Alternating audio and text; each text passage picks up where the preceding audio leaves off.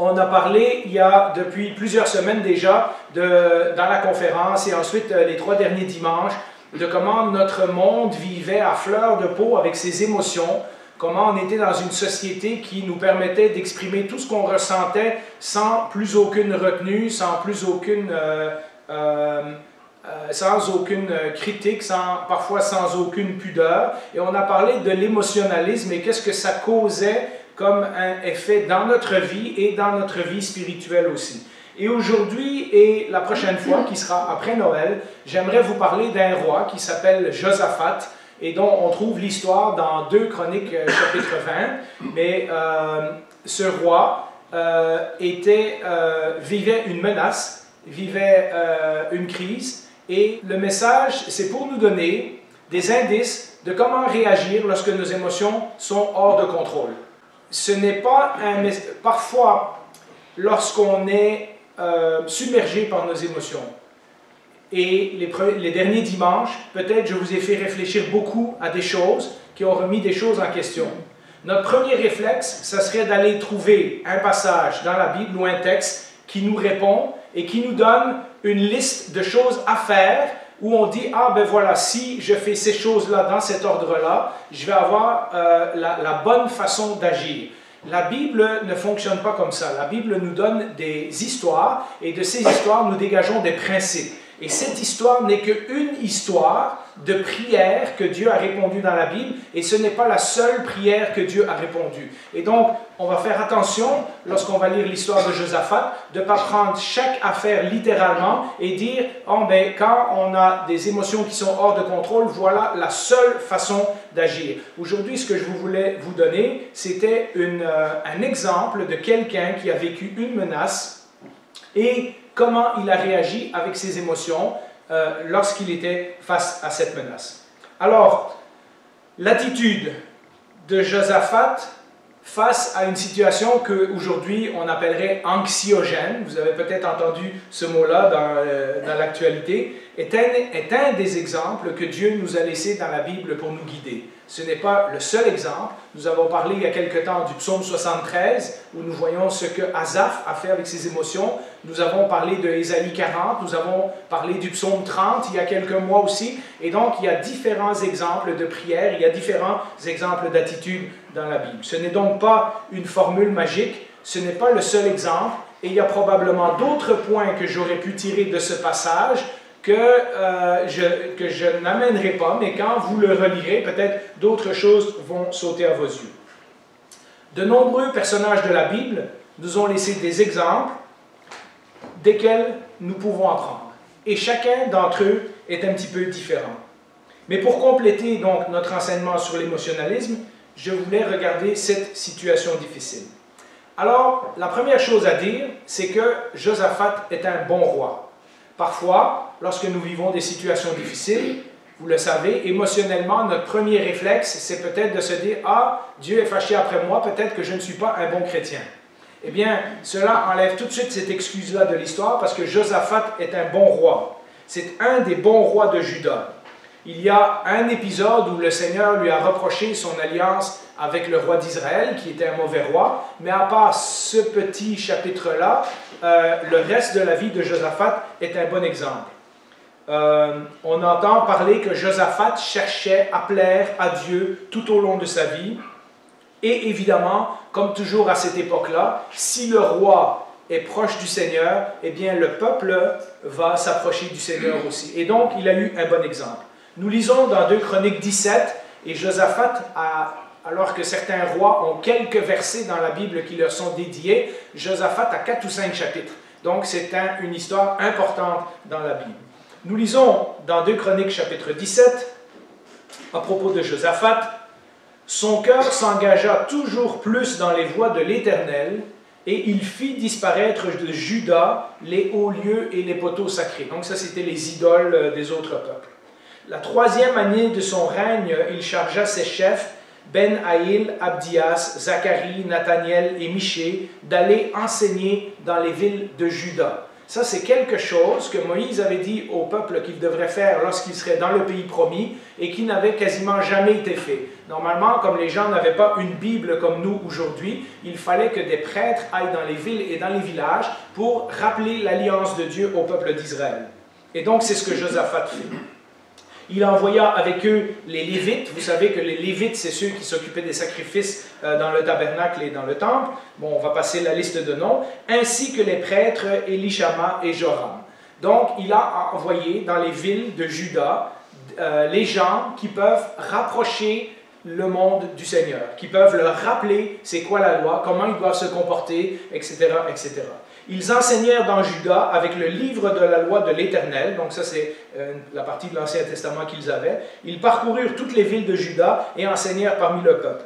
La terreur ou la crainte de l'Éternel s'empara de tous les royaumes des pays voisins de Juda et ils ne firent pas la guerre à Josaphat. Et donc Dieu a béni cette action de Josaphat où les premières années de son règne, Josaphat a essayé de refaire ce que la loi de Moïse disait et Dieu a honoré cela. Et pendant un temps, donc, le pays a profité de l'obéissance et des réformes de Josaphat et nous avons lu que les ennemis avaient la crainte de Dieu. C'est-à-dire qu'ils voyaient qu'il y avait quelque chose de spécial qui se passait dans le pays et ils ne s'essayaient pas à les attaquer. Mais voilà que suite à son alliance avec le roi d'Israël, qui était un mauvais roi et qui a fini par mourir dans la bataille, Josaphat revient dans son pays et tout à coup, les ennemis ont pris du courage et ils se disent « Ah ben cet homme-là, peut-être il n'est plus ce qu'il était au début de son règne » et ils forment une large alliance et ils vont se mettre ensemble pour essayer d'attaquer le royaume de Juda. Et Josaphat, dans le texte que nous allons lire, va être absolument submergé de ses émotions. On va lire le texte et ensuite on fera un parallèle avec ce que nous vivons aujourd'hui. Alors, la prochaine diapositive nous parle de la menace et c'est un peu là où je voulais attirer notre point, c'est que lorsque nos émotions partent dans tous les sens, c'est en général parce que quelque chose dans notre vie se sent menacé. Notre confort, notre sécurité, notre tranquillité, ça peut être notre argent, ça peut être notre carrière, ça peut être une relation, etc. Nous vivons une sorte de menace et si nous réagissons émotionnellement, nous mettons nos émotions au centre et nous oublions certaines choses que la Bible nous enseigne. Alors nous lisons l'histoire, c'est 2 Chroniques chapitre 20 et on va lire tout le chapitre aujourd'hui et la prochaine fois. Et donc vous pourrez le relire chez vous à votre aise si parfois on passe rapidement sur les textes. À partir du verset 1, nous lisons ceci. Après cela, donc après son alliance et après la bataille qui a eu lieu, les Moabites, les Ammonites accompagnés des Maonites marchèrent contre Josaphat pour lui faire la guerre. Alors ça serait l'équivalent de la Jordanie aujourd'hui. Donc c'est à 15-20 km de la frontière d'Israël, c'est à quelques heures de marche de Jérusalem, et on vint annoncer à Josaphat, une foule nombreuse s'avance contre toi depuis l'autre côté de la mer morte, depuis la Syrie, et ils sont déjà à Hatsan Tamar, c'est-à-dire En-Gedi. Josaphat eut peur et décida de chercher l'Éternel. Il proclama un jeûne pour tout Juda. Les Judéens se rassemblèrent pour supplier l'Éternel. C'est même de toutes les villes de Juda que l'on vint pour chercher l'Éternel. Le texte nous dit clairement que Josaphat a eu peur. Pourtant, c'était un bon roi. C'était un roi qui cherchait l'Éternel. C'était un roi qui peut-être se sentait béni par Dieu. Et là, il vit une situation où ses émotions deviennent trop fortes. Il a peur. Il vit un moment grave, une menace qui peut potentiellement atteindre sa vie, qui peut détruire son pays, détruire sa capitale, etc. On peut peut-être faire l'effort de s'imaginer comment nous sentirions si tout à coup notre pays se trouvait soudainement en guerre. Comme par exemple les Ukrainiens il y a quelque temps, qui un jour vivaient comme tout le monde et le lendemain ils se font envahir. On peut imaginer que les chrétiens là-bas vivent des choses difficiles, la population aussi en général. Mais nos émotions seraient certainement la première chose affectée, mais je pense qu'il n'y a pas besoin d'aller aussi loin qu'une guerre pour savoir comment nos émotions sont affectées. Il y a à peine quelques mois, nous sortions de plusieurs vagues de COVID. Et vous savez comment ça a été pendant 2 ans, où nous avons été enfermés chez nous, où nous avons entendu des nouvelles pas très rassurantes, Beaucoup d'entre nous ont vécu de l'anxiété, de la crainte, de l'inquiétude, peut-être des difficultés à se dire si jamais les magasins ferment, comment je vais m'approvisionner. Vous vous rappelez les émotions que vous avez vécues lors de la COVID, le découragement, la frustration, d'autres choses? C'était après tout une maladie qui menaçait la vie de certaines personnes et il est clair que dans cette situation, nos émotions ont été mises à rude épreuve. Comment avons-nous réagi pendant ces 2 années? Quand nous vivons des circonstances graves dans la vie, les émotions et les inquiétudes se bousculent dans notre tête. Et comme on l'a dit dans les derniers dimanches, puisque nous avons appris dans notre société à penser d'abord avec nos émotions, eh bien souvent nous réagissons d'abord émotionnellement, émotivement. Comment vais-je faire pour vivre alors que maintenant je suis seul? Quel choix devrais-je faire maintenant que j'ai perdu mon poste ou que j'ai perdu mon travail? Pourquoi cette personne me détruit la vie par sa méchanceté? Comment vais-je réagir si être chrétien, ça devient de plus en plus difficile à vivre? Et vous pouvez rajouter à ces choses-là la liste de vos inquiétudes, la liste des choses qui font aller vos émotions dans tous les sens. Peut-être c'est pas assez d'argent pour la retraite. Peut-être c'est la santé qui vous empêche de plus en plus de faire des choses. Peut-être vous avez été chez le médecin récemment et vous avez eu un diagnostic de cancer. C'est pas tant que nous aimerions être en bonne santé tout le temps. Nous savons que nous vieillirons et que nous tomberons malades. C'est que de ne pas être en santé nous prive d'un tas de choses. Et on se demande, est-ce que je vais pouvoir aller à l'église? Est-ce que je vais pouvoir aller faire mes commissions tout seul? Vous connaissez les différentes situations. Peut-être vous avez un enfant qui est difficile. Peut-être c'est un problème dans votre couple. Vous savez comment nos émotions partent dans tous les sens à ce moment-là. Bref, vous pouvez voir lorsqu'on a une menace, et ce n'est pas nécessairement une menace armée d'un autre pays, mais c'est quelque chose qui menace notre vie, qui menace en tout cas notre style de vie actuel. Vous voyez comment on peut s'emballer quand on vit un bouleversement majeur, comment nos émotions peuvent partir dans tous les sens, comment on peut tomber dans ce qu'on a discuté depuis plusieurs dimanches, l'émotionnalisme, et laisser les émotions prendre toute la place et nous guider. Et quand nos émotions s'emballent, on tombe dans le piège de l'émotionnalisme. Alors on se met, parfois en tant que chrétien, à prendre des versets bibliques hors contexte. On va vite chercher un verset qui dit que Dieu va nous protéger, et on l'accroche sur notre frigo, et on se dit, bon, ben, si ça devait être vrai pour David, ça doit être vrai pour moi aussi. On oublie d'autres versets. Ou alors on devient extravagant et sensationnaliste dans nos affirmations. On se dit, après tout, Dieu a ouvert la mer Rouge. Il peut bien régler mon problème. Oui, mais Dieu a ouvert la mer Rouge une fois, il y a 3000 ans. Il ne l'a pas refait depuis. Est-ce qu'automatiquement, ça devient la façon dont Dieu agit à chaque fois? Et vous voyez comment, lorsqu'on met nos émotions en avant, on peut avoir ce genre de réaction. Ou alors on tombe dans un autre genre de réaction. On devient fâché contre Dieu. Et là, on se referme. Et on se dit, si Dieu ne m'aide pas, je vais me débrouiller tout seul. Il y en a des comme ça parmi nous. On se dit, voilà, il m'a laissé tomber au moment où j'avais le plus besoin de lui. Maintenant, je vais m'arranger tout seul. Et puis, on se prend en main, on se fait un plan d'intervention, on agit, on met les étapes en marche, etc. On s'est fait tout un plan d'action.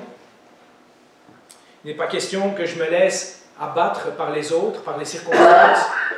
Moi, je suis capable. On ne le dit pas vraiment, mais si on pense un peu à ce qu'on est en train de dire, on dit moi, je suis capable, et si Dieu ne le fait pas, je vais le faire tout seul. Hein?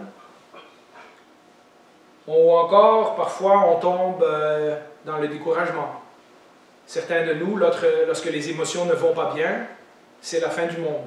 Il n'y a plus rien qui fonctionne.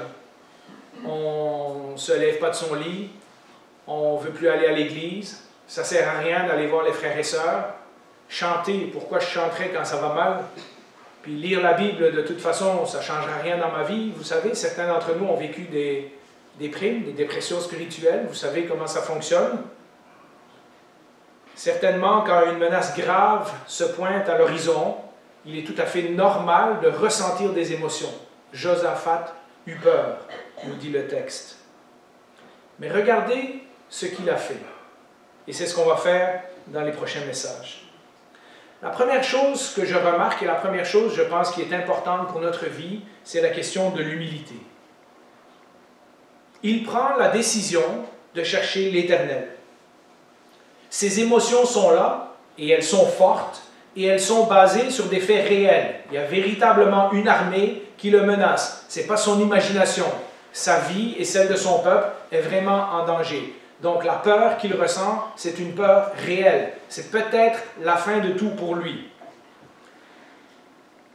Pour un roi qui a réformé son pays, on aurait pu croire qu'il était suffisamment spirituel, et je mets le mot spirituel entre guillemets pour que vous compreniez que c'est un sarcasme, on aurait pu se dire il est assez spirituel pour ne pas avoir peur.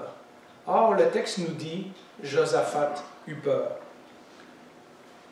Le roi est assez humble pour reconnaître devant tout le peuple qu'il a peur, qu'il ne sait pas quoi faire, et il se met à chercher la face de l'Éternel. Cette situation est bien au-dessus des autres situations qu'il a pu régler, parfois par ses propres forces, avant. Son humilité se voit de nombreuses façons, mais j'en ai relevé quelques-unes. D'abord, en s'adressant à Dieu, il reconnaît que lui-même n'est pas capable. Vous voyez, il n'a pas d'abord fortifié les villes, il n'a pas d'abord appelé l'armée, il n'a pas d'abord envoyé des ambassadeurs pour se faire des alliés avec d'autres. La première chose qu'il a fait, quand il s'est rendu compte de ses émotions, c'est qu'il s'est humilié devant Dieu et il s'est tourné vers lui. Il reconnaît qu'il n'est pas capable. Il y en a un qui peut faire quelque chose, c'est Dieu. Mais moi, cette situation me dépasse. Et donc, Josaphat se met à sa juste place devant Dieu. Lui en bas, Dieu en haut.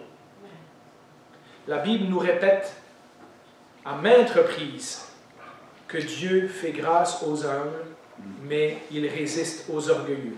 Et lorsque nous vivons une situation où nos émotions viennent nous chercher si profondément, une situation tellement dérangeante qu'elle menace de bouleverser notre vie, je pense que c'est important de se rappeler que nous devons nous humilier devant Dieu. Simplement faire preuve d'humilité et dire « Seigneur, moi je ne suis pas capable. S'il y en a un qui peut faire quelque chose, c'est toi. » Son humilité se reflète dans une deuxième attitude, le jeûne. Je ne dis pas qu'il faut nécessairement faire un jeûne tout le temps, bien que pour certaines personnes et à certains moments de notre vie, c'est profitable. Un autre roi serait peut-être passé à l'action, comme je vous dis, il aurait appelé des troupes, il aurait renforcé son armée, etc., etc. Il aurait peut-être envoyé des diplomates pour négocier avec les armées qui s'en viennent et dire est-ce qu'on ne peut pas s'entendre, etc., etc. Ce n'est pas ce que Josaphat fait. Il a jugé que même s'il faisait tout ça en premier, les choses n'allaient pas changer, les choses n'étaient pas en sa faveur. Il a bien évalué sa faiblesse. Il se rend compte que tout ce qu'il peut faire, c'est de se soumettre à Dieu et de le supplier. Et en troisième, il implique tout le peuple. Ce n'est pas juste lui qui prie, qui supplie et qui demande un jeûne, c'est tout le peuple. Nous avons lu que finalement, évidemment ça a commencé à Jérusalem puisque c'est la capitale, mais nous avons lu dans le texte que de toutes les villes de Juda, les gens sont venus se joindre à Jérusalem pour prier, pour supplier l'Éternel et pour jeûner. Et donc, de nouveau, ce n'est pas son attitude toute seule qui va faire la différence. Josaphat se rend compte dans cette situation-là, il ne peut pas être tout seul. Il demande aux autres personnes qui respectent Dieu, on pourrait dire dans notre cas aux autres croyants, il demande de l'aide. Il n'a pas peur de s'humilier et de dire « je ne peux pas y arriver tout seul ». Il dirige par l'exemple, exactement comme il l'a déjà fait dans le passé. Vous savez, le jour où on comprend qu'on ne peut pas effacer la culpabilité de notre propre péché, nous avons déjà dû faire preuve d'humilité. Nous avons déjà dû un jour, pour beaucoup d'entre nous, accepter que nous ne pourrions pas gagner le ciel par nos propres efforts, que tous nos talents, toutes nos qualités, toutes nos bonnes œuvres ne suffisaient pas. Et nous avons dû nous humilier devant Dieu et dire « Seigneur, je ne comprends pas pourquoi, je ne sais pas comment, ce que je sais, c'est que je suis incapable de payer pour mes péchés Et toi, qui es le Dieu de l'univers, tu as envoyé ton Fils payer pour moi. Je ne peux jamais te repayer, je ne peux jamais être assez bon pour toute l'éternité pour combler, pour te repayer pour ce cadeau, mais tu m'as fait un cadeau et dans l'humilité, j'accepte ce cadeau. Je n'ai aucune autre façon de me sauver que de compter sur la grâce du Seigneur. Nous avons déjà fait preuve d'humilité. Nous avons accepté un don gratuit et totalement immérité. Et si ce n'est pas fait dans votre vie aujourd'hui, alors tous les problèmes que vous affrontez en ce moment ne sont rien en comparaison de votre problème principal. Votre problème principal, si vous ne vous êtes pas humilié devant Jésus, c'est que vous êtes séparé de Dieu pour l'éternité. Et donc, je vous invite, si vous écoutez ce message et que ça vous touche aujourd'hui, de réfléchir à ça et de dire, c'est vrai que jamais je me suis mis à genoux devant Dieu et dit, oui, pardon pour mes péchés. Je me rends compte que cette situation me dépasse. Je ne peux pas me sauver tout seul. J'ai besoin d'accepter le cadeau que Jésus me fait. La menace de passer l'éternité sans Dieu est la plus grande menace que vous aurez jamais dans votre vie. Et aujourd'hui, vous avez la possibilité de le régler en vous humiliant devant Dieu. Si vous voulez que le Seigneur soit véritablement vivant et actif, si vous voulez vraiment, à l'image de Josaphat, savoir que le prochain problème que vous allez rencontrer, vous pouvez vous mettre à genoux devant Dieu, le supplier et savoir que c'est votre Père, qu'il vous aime et qu'il va vous écouter, alors vous avez besoin de rentrer dans cette relation avec le Seigneur. Vous avez besoin de vous humilier devant Dieu et de reconnaître que vous n'arriverez pas à régler le problème du péché par vos propres forces. Mais lorsque ce premier pas est fait, et pour beaucoup d'entre nous, il a été fait, combien de nous oublient cette première humilité? Combien de nous oublient le jour où nous avons pleuré et nous avons dit « Jésus, viens dans mon cœur ». Et ensuite, combien de nous essayent de continuer à vivre la vie chrétienne par nos propres forces, parce que nous nous sommes fait une liste des choses dans lesquelles nous devions performer, et puis nous essayons d'être le bon chrétien. Dans le fond, je ne pouvais rien faire pour me sauver, mais si Dieu voit que je suis un bon chrétien, il va être content de m'avoir sauvé. Pourtant, Jésus nous a prévenus. Il a prévenu ses apôtres, et ses apôtres, c'était pas rien. C'était Pierre, c'était Jacques, c'était Jean.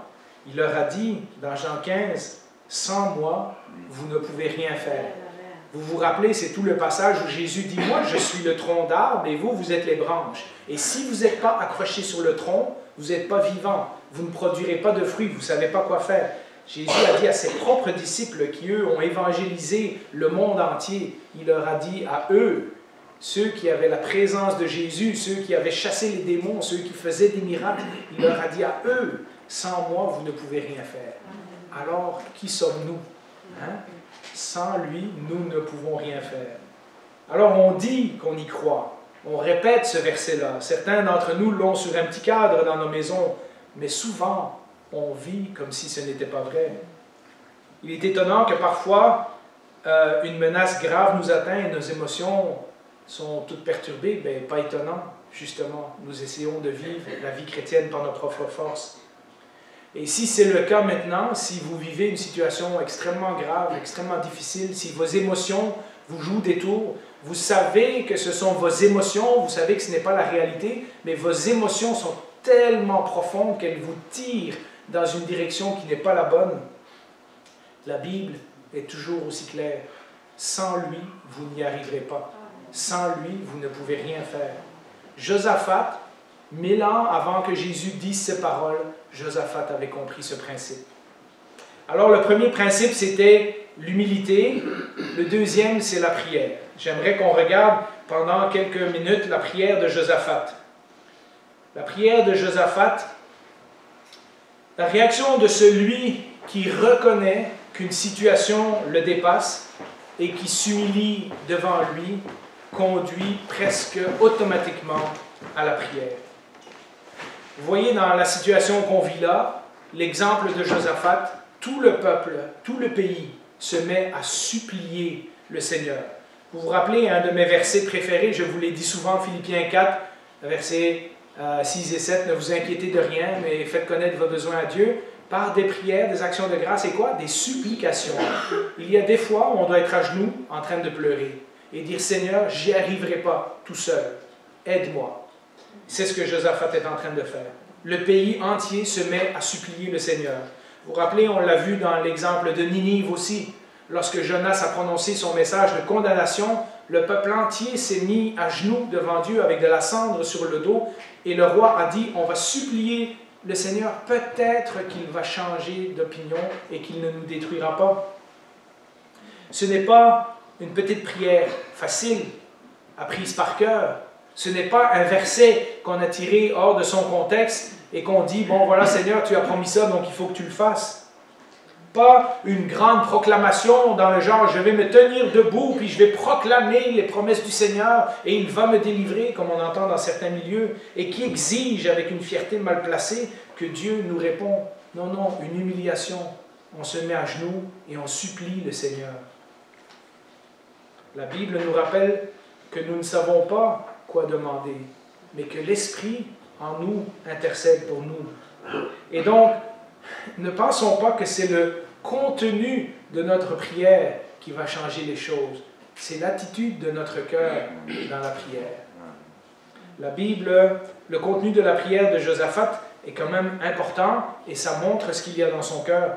Et nous pouvons retrouver ce même genre d'attitude dans beaucoup des psaumes qu'on a étudiés au travers des années.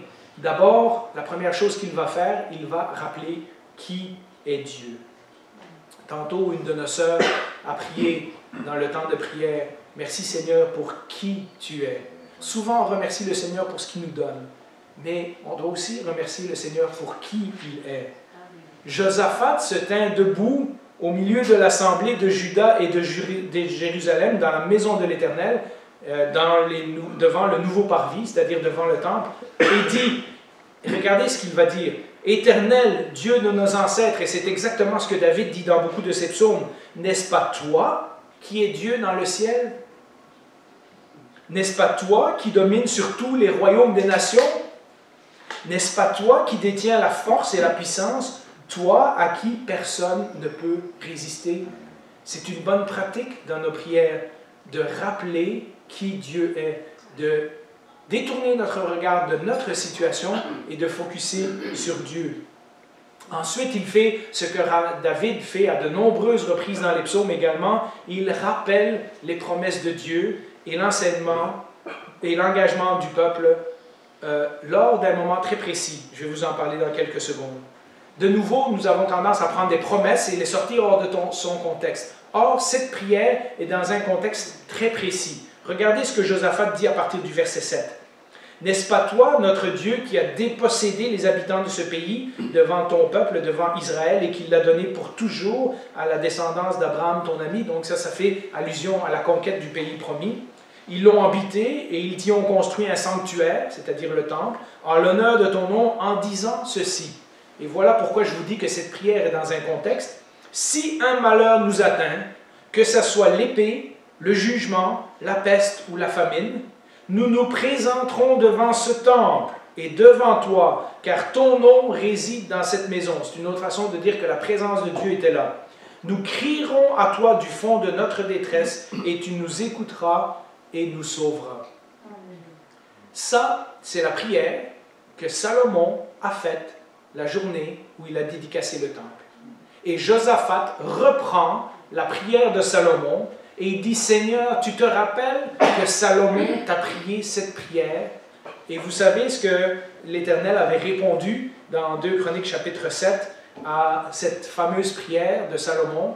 C'est un chant qu'on chante. « Si mon peuple, sur qui est invoqué mon nom, s'humilie, prie et cherche ma face, s'il se détourne de ses mauvaises voies, je l'exaucerai des cieux, je pardonnerai son péché et je guérirai son pays. » Et donc, les habitants de Juda et Josaphat ne sont pas en train d'improviser. Ils n'ont pas pris quelques versets dans la Bible et ils ont dit, « Seigneur, c'est toi qui as dit ça, maintenant il faut que tu le fasses. » Ils prennent la promesse que Dieu a faite à Salomon lorsque Salomon a construit le temple.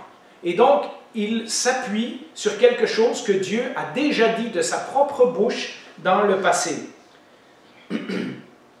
En troisième, ils exposent leurs problèmes à Dieu. Et ça, on le voit dans les psaumes de lamentation. David fait souvent ça. Après avoir rappelé qui Dieu est, après avoir rappelé les promesses de Dieu, maintenant, il va lui exposer le problème. Donc, le problème vient en troisième position dans la prière. Hein? Il demande de l'aide à Dieu. Il demande à Dieu d'agir. Le peuple, lorsqu'il avait conquis le pays promis, a laissé certaines nations aux alentours vivre. Ils ne les ont pas tous tués, ils ne les ont pas tous exterminés. Et c'est ce que Josaphat rappelle dans sa prière. Et maintenant, voilà que ces nations se retournent contre le peuple de Dieu. Voyez ce qu'il dit à partir du verset 10. « Voici maintenant les Ammonites et les Moabites, ainsi que les habitants de la région montagneuse de Séhir. Tu n'as pas permis aux Israélites de pénétrer sur leur territoire quand ils venaient d'Égypte. Et en effet, ils ont fait un détour et ne les ont pas détruits. Les voici qui nous récompensent en venant nous chasser de ton héritage, celui que tu nous as donné. Notre Dieu ne va-tu les juger? » Et donc, il expose le problème à Dieu. Il dit, regarde, nous, on a été gentils avec eux dans le temps, tu n'as pas permis qu'on les détruise. Et voilà maintenant comment il nous récompense. Et finalement, de nouveau, et c'est peut-être la clé de toute cette prière, dans le verset 12, en effet, Josaphat reconnaît de nouveau sa faiblesse. En effet, nous sommes sans force devant cette foule nombreuse qui vient nous attaquer et nous ne savons que faire. Mais nos yeux sont sur toi. Nous avons été élevés avec l'impression que quand on prie, il faut que Dieu réponde tout de suite et il faut que Dieu réponde ce qu'on veut qu'il réponde. Hein, nos émotions nous disent que ça ne va pas bien, donc on veut que Dieu règle le problème. En fait, ce qu'on veut, c'est que Dieu règle le problème pour que nos émotions aillent bien. Parce qu'on a du mal lorsque nos émotions ne vont pas bien. On a du mal à s'humilier devant le Seigneur. On a du mal à le supplier. On a du mal à reconnaître que les choses sont au-dessus de nos forces. Il faut que Dieu nous réponde tout de suite. Eh bien, mes amis, la patience est souvent le test de notre confiance. Si nous disons que nous croyons dans un texte, dans une prière de la Bible, mais que nous sommes impatients, en réalité, nous n'y croyons pas. Nous voudrions que la prière soit comme une formule magique, que le Seigneur réponde tout de suite. Et lorsque le Seigneur ne va pas répondre tout de suite, ça va tester notre confiance dans la parole de Dieu. Ça, c'est peut-être la partie la plus difficile de la prière. Parce qu'il y a des moments de notre vie où le Seigneur a répondu. Je me rappelle, étant jeune chrétien, et c'est souvent lorsqu'on est jeune chrétien que ça nous arrive, où on prie et le Seigneur répond instantanément. Ce sont des années joyeuses de vie chrétienne. Parce qu'au début de la vie chrétienne, le Seigneur veut beaucoup nous rassurer qu'il est vraiment là et qu'il agit vraiment dans nos vies. Mais vous savez, quand on vit des grandes épreuves dans la vie et que nos émotions nous affectent, je pense à un deuil par exemple, ça prend longtemps pour guérir d'un deuil. Et ce n'est pas que le Seigneur n'a pas entendu, ce n'est pas que le Seigneur ne veut pas intervenir, c'est que le Seigneur use de patience, parce qu'il est en train de faire des choses en nous qu'il ne pourrait pas faire autrement. Et vous voyez pourquoi je dis que la patience teste notre confiance, parce qu'après 1 an, 2 ans de souffrir de la même affaire, on se demande, coudonc Seigneur, voilà. Et nous ne nous rendons pas compte pendant ce temps-là que le Seigneur est en train de nous transformer, que le Seigneur est en train de changer nos vies, de changer nos cœurs. Peut-être que nous deviendrons des personnes moins sûres d'elles-mêmes, mais beaucoup plus facilement se mettre à genoux devant le Seigneur, beaucoup plus facilement supplier le Seigneur lorsque nous vivons des choses difficiles. Ça, c'est la partie difficile de la prière, celle où on attend, celle où on doit soumettre nos émotions qui sont hors de contrôle à la volonté de Dieu, celle où on accepte que ce sera la volonté de Dieu, le timing de Dieu, le moment où Dieu interviendra, qui se fera et non pas la nôtre. Alors, évidemment, dans cette histoire, nous avons une réponse de l'Éternel et c'est une réponse à laquelle nous devons faire attention. C'est pour ça qu'au début de la prédication, je vous ai donné beaucoup d'avertissements. C'est lorsque nous approchons les réponses de l'Éternel dans la Bible, nous devons faire attention. J'ai vu beaucoup de prédicateurs sur Internet prendre 2 Chroniques chapitre 20 et aller directement à la réponse de l'Éternel. Vous avez un problème? C'est pas grave, Dieu va répondre. Et on saute tout de suite à la réponse. Et on oublie toutes les étapes et tous les principes que la Bible nous enseigne précédemment. Beaucoup de prédicateurs de la prospérité, mais aussi simplement des prédicateurs parfois bien intentionnés, mais qui vont directement à la réponse de Dieu, comme si c'est la seule chose qui compte. Je l'ai dit, nos émotions ne vont pas bien, et ce qu'on veut, c'est que Dieu guérisse rapidement nos émotions. Or, ce n'est pas comme ça que Dieu fonctionne dans la prière. C'est comme si de régler le problème, c'était la seule chose qui compte. Mais Dieu fait beaucoup de choses lorsque nous sommes en prière, en train de le supplier. La leçon de ce passage que vous devez retenir, ce n'est pas que Dieu répond de façon miraculeuse à toutes les fois, mais quelle attitude nous devons adopter face à Dieu lorsque les émotions vont nous submerger quand nous vivons une circonstance très difficile. Nous lisons à partir du verset 14. « Tous les Judéens se tenaient debout devant l'Éternel, y compris leurs enfants, leurs femmes et leurs fils. » Là, c'est tout le peuple. Ils savent qu'ils sont perdus si Dieu n'intervient pas. Alors l'Esprit de l'Éternel reposa au milieu de l'assemblée sur Jécaziel, fils de Zacharie, et descendant de Benaja, Jéhiel et Matania. C'était un Lévite, un descendant d'Azaph. Jacaziel dit, « Soyez attentifs, vous tous, Judéens et habitants de Jérusalem, et toi, roi Josaphat. Voici ce que dit l'Éternel. N'ayez pas peur et ne vous laissez pas effrayer devant cette foule nombreuse, car ce ne sera pas vous qui combattrez, ce sera Dieu.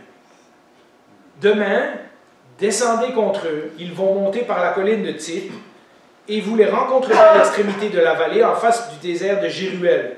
Vous n'aurez pas à mener ce combat. Prenez position, tenez-vous là, et vous verrez la délivrance que l'Éternel vous accordera. Juda et Jérusalem, une deuxième fois, n'ayez pas peur et ne vous laissez pas effrayer. Demain, sortez à leur rencontre et l'Éternel sera avec vous. » C'est ici que nous sommes en grand danger de retomber dans l'émotionnalisme. Nous attendons la réponse de Dieu et tout de suite, nous concluons dans les larmes que Dieu est le Dieu de l'impossible et qu'il va nous délivrer de la façon dont il a délivré l'armée d'Israël à ce moment-là. Or, ce que nous avons ici, c'est une des réponses possibles que Dieu donne dans sa parole, dans le cadre de l'alliance qu'il avait faite avec son peuple. Dans ce cas, il a répondu de façon spectaculaire. On le lira dans quelques instants. Mais ce n'est pas toujours le cas. Rappelez-vous, nous venons de terminer il y a quelques semaines le livre d'Habakkuk. Et si vous vous rappelez bien, le prophète Habakkuk a eu exactement le même genre de prière. Dans Habakkuk chapitre 2 au verset 1, après que Habakkuk a confié sa première prière au Seigneur et que Dieu lui a répondu, et Habakkuk n'est pas content, donc il relance le Seigneur et il dit « Je veux être à mon poste et me tenir sur la tour », c'est une façon de dire « Je veux être patient, je veux veiller pour voir ce que l'Éternel me dira ». Habakkuk, nous l'avons vu en long et en large, a prié Dieu, a confié ses émotions à Dieu, a dit tout ce qui n'allait pas, et il ne comprenait pas comment Dieu pouvait répondre. Or, dans le cas d'Habakkuk, Dieu a répondu en envoyant le jugement. Vous vous rappelez de cette étude, hein? Si une prière est faite en soumission à la volonté de Dieu, et non pas en espérant qu'il va nous répondre comme nous aurions espéré, alors nous serons prêts, comme Habakkuk et comme certains autres dans la Bible, à accepter la mauvaise, je mets ça entre guillemets, la mauvaise réponse de Dieu comme une réponse également. Parce que de toute façon, la vérité, c'est que Dieu réponde d'une façon ou que Dieu répond d'une autre façon. La vérité, c'est que nous sommes quand même sans force. La situation n'a pas changé. Nos émotions nous poussent dans tous les sens. On aimerait prendre une prière comme ça et dire à chaque fois qu'on va prier, Dieu va nous répondre d'une façon miraculeuse. Or, la Bible nous enseigne que Dieu ne répond pas toujours comme ça. La vérité, c'est que nous sommes véritablement sans force dans certaines situations graves de notre vie et que nous devons décider si nous ferons confiance au plan de Dieu ou pas.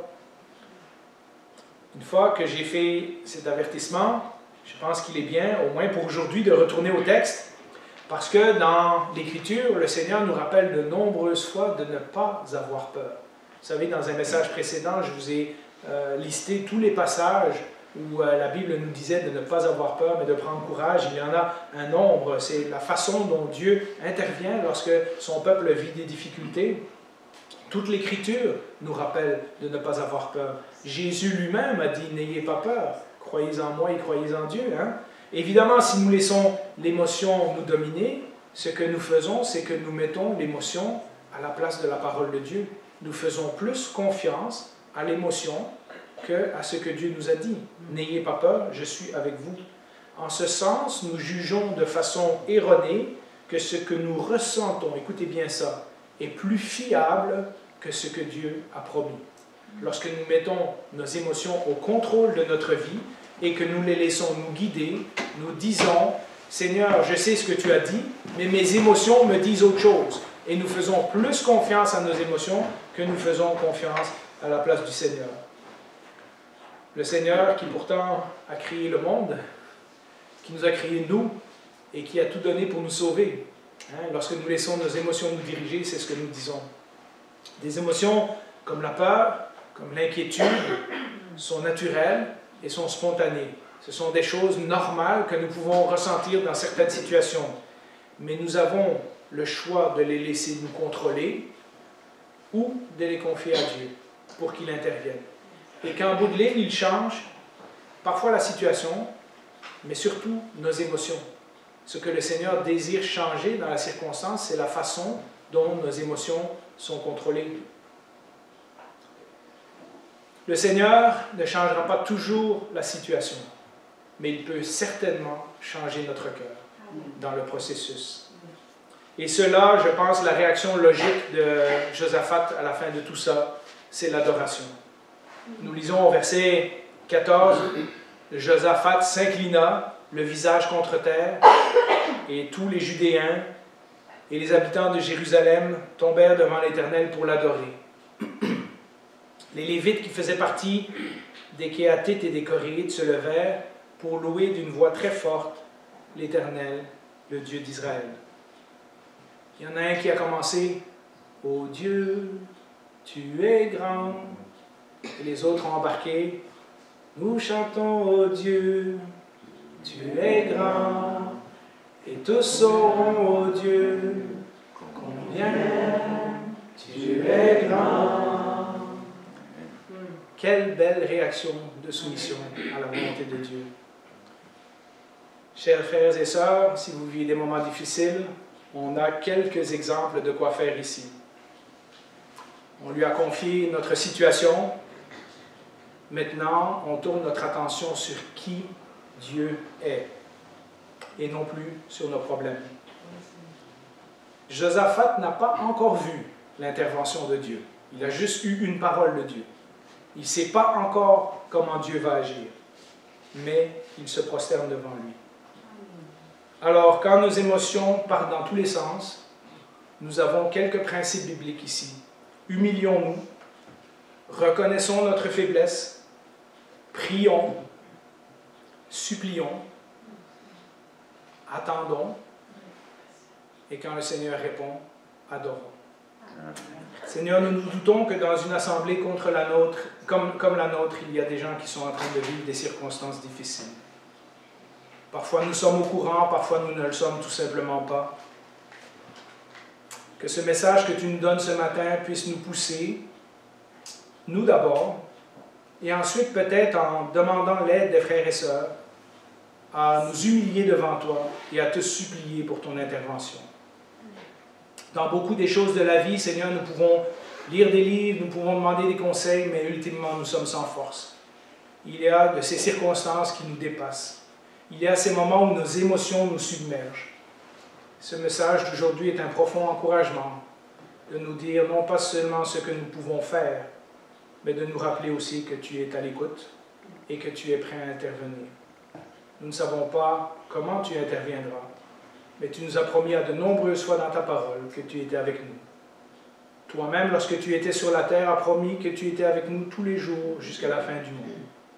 Seigneur, si nous vivons des circonstances difficiles aujourd'hui même, que nous puissions nous accrocher à cette vérité, savoir que même si nous ne le sentons pas, en ce moment, tu es présent au milieu de nous, tu es présent parmi nous, et tu peux entendre nos supplications et tu peux répondre.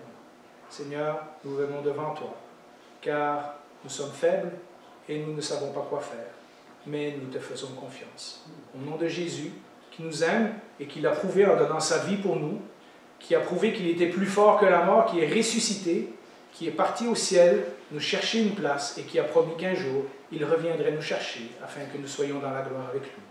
Nous te prions ces choses. Amen. Amen. Amen. Ô Dieu, tu es grand, nous chantons, ô Dieu, tu es grand, et tous verront, ô Dieu, combien